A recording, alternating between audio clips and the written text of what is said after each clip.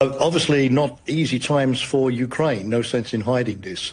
As you just pointed out in your introduction, the Russians are advancing, not spectacularly, 100 meters, 200 meters a day, and a great cost to them in terms of loss of life and material, but they show no signs of being ready to give up. And of course, those 100, 200 meters a day eventually turn into kilometers and tens of kilometers and significant advances. The other worry, I think, for Ukraine is that the Russians are now on the threshold of capturing some significant towns, coal mining, minerals, coal and steel, transport hubs, significant towns in the Donbass area.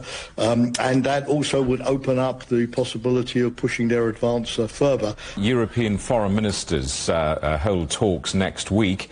What might we expect to come out of that?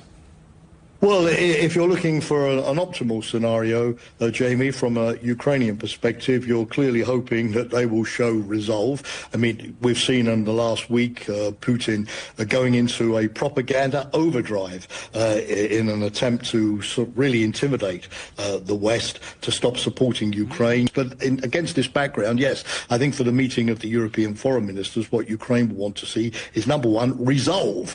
We're not being intimidated. We're not going to be browbeaten. We've heard these threats before. It's not going to stop us helping Ukraine. I think that first and foremost will be crystal clear. Number two, that it's obvious that we have to do more in Europe to help Ukraine with its air defenses to try to intercept and shoot down these ballistic missiles. It can be done, and even in the past, Russian hypersonic missiles have been shot down by Patriot and other Western air defense systems, despite what Putin says about their invincibility. I think, obviously, how we can get Ukraine through a difficult winter in terms of energy, for instance, and emergency civilian aid. Can we tighten the screws on Russia further?